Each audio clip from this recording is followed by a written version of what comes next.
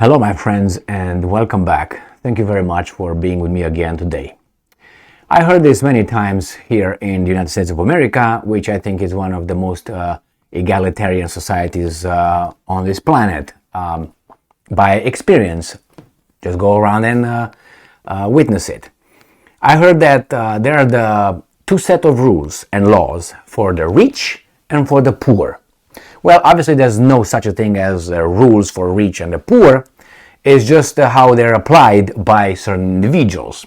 That is, protecting certain people and, delivering the penalties of the law to others in its full force. I got that one. That's a protection.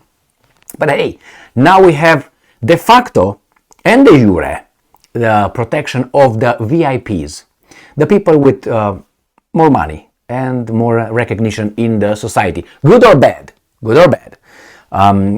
This is the second example I can give you straight in our faces. Maybe the third one, so I can make my point. First one, these rich billionaires that are fighting for us against the global warming, and they tell us not to use this and not to use that because of the carbon emission, and they fly jets all over the world. But hey, they do it for us. They're good people. Remember those guys? They can do it because they're good. We can't do it because we are not as good. That's one set of rules that, hey, they try to implement. It's not written anywhere yet, but this article is going to be like a policy. That was the first one. The second one, remember when poor people in California and other areas in the United States of America were mandated to wear masks? Remember it? And it was the exact Super Bowl. Remember the Super Bowl? And you had the people in the audience, the plebe, the masses, the rabble, that's how we are called, with masks like dogs. Remember that one? And the VIPs, the big, artists and athletes in the VIP sections, photographs and videotaped without masks. Michael Jordan was one of them. Yeah, the one with AIDS. Remember? Yeah, that one was photographed. And not only, they had a different set of rule over there versus us. Two examples. You can see the pictures. I'm not BSing. So if YouTube thinks, the pictures are there. Okay, those two examples. Now what happens now? And this is the policy. And this is in the free country of France. Égalité, fraternité, okay? France. Yeah. Les enfants de la patrie. All right, let's move on. So enough with that.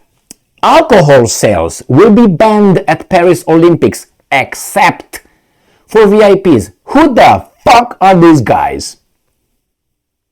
So you can drink alcohol, only these guys can drink it because they're more responsible and they're good people. You could not be trusted with a bottle of Heineken, drink responsibly. No, I drink like how much I want. If I want to pass out and have a shit face, I can do it. And then support the consequences. But no, they take care of us, like mommy and daddy. Emil, you can, a little bit of sip, okay, Heineken, responsibly. But hey, you're right here, a VIP, you got money, you got recognition. Here, you drink how much you want. You got some Coke, go ahead, take it. We're gonna get that point. Now, this is not something that people suggest. We'll see. Let's read the article. If you want, I want a drink at the Paris Olympics. Be prepared to shell out. Only fans in pricey VIP areas will have access to alcohol. A country world-renowned for its alcohol exports, Vino Arlecchino, limits public consumption within its borders. Thanks to a law called Evine's Law, alcohol sales are banned to the general public, us, the plebe, the rabble, in France sports stadiums. Exceptions are allowed. What does it mean? We are all equal, but some of us are more equal. Exceptions are allowed. Like what? I'm an alcoholic or what? Am I a saint? What are the exceptions based on? I'm not a human being, I'm a god, what's going on? But a spokesperson, yeah, that's very politically correct, spokesperson, yes, for the organizing committee of the Olympic Games told Reuters on Tuesday that they won't seek one, citing the sheer number of events across 2+ weeks. Exceptions are limited to 10 events per organization per municipality. Paris 2024 will be organizing more than 700 competitions sessions over 15 days of competition, the spokesperson said. Fans and VIP sections, however, will be allowed to imbibe as they please. They won't be subject to the restrictions thanks to the loophole that permits alcohol distribution in hospitality areas. It is the strict application of French law that allows catering services that include the provision of alcohol to operate in hospitality areas, as well as they are governed by separate law on catering, the spokesperson said. Le Parisien reports that VIPs in some sections will be greeted with a champagne service and provided access to bars, yes, serving wine and beer. Evin law was enacted in 1991 as an effort to restrict the public distribution and marketing of alcohol and tobacco in France. Free world, yes, free world. Hey, we need to protect you from you. Yes, because you can't be trusted. You're going to be a pig and then you tell the truth and the government will fall. The law restricts advertising on television, marketing towards young people and young people meaning what? 23, 29? That's a young people.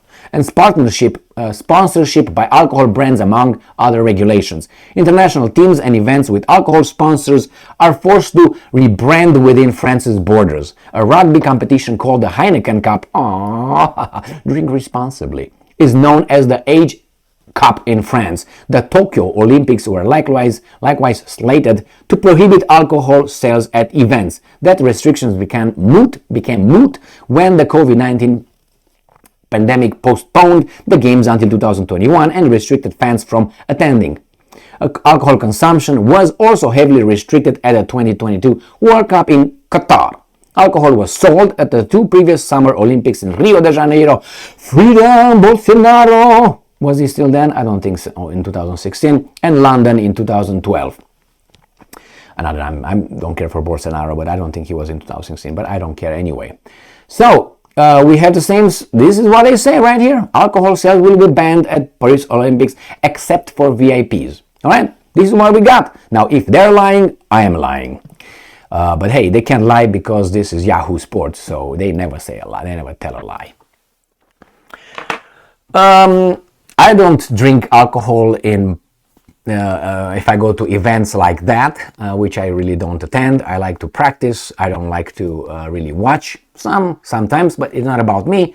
I think you should be allowed to do it, and if you act stupidly, you should bear responsibility and, how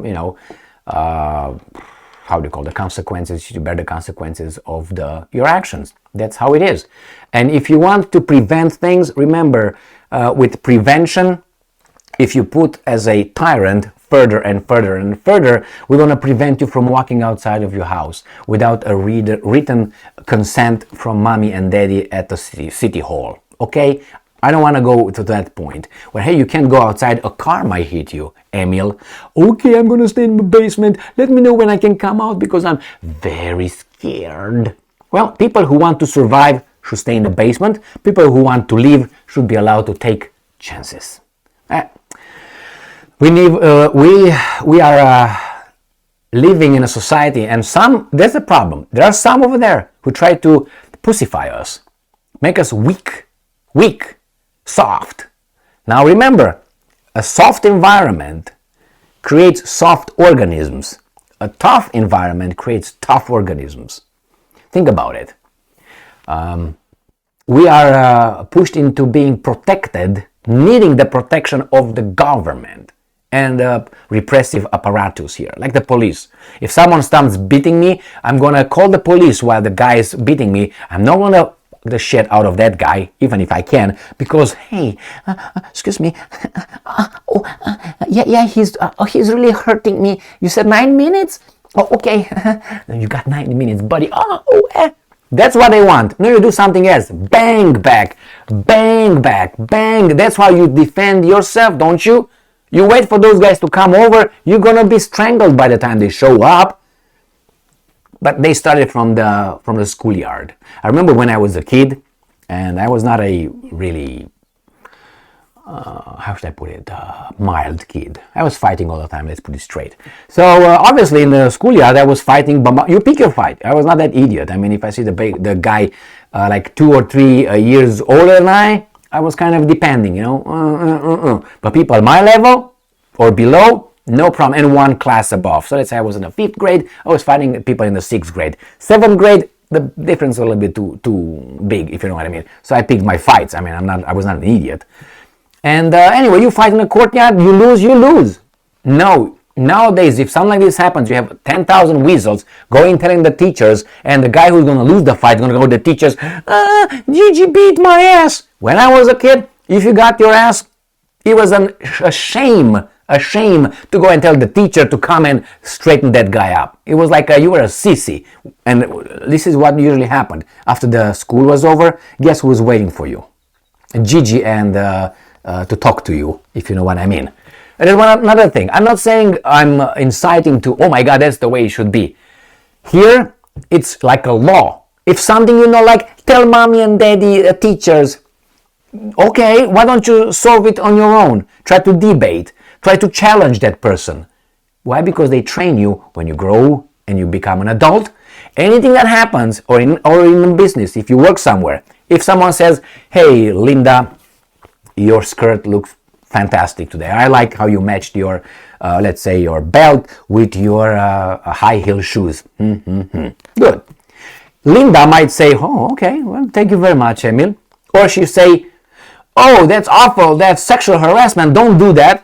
Okay, I won't do it again. Or Linda can go to the superiors and fuck you up like that. And tell the superior that another weasel supervisor, Emil made some comments that I felt not wet.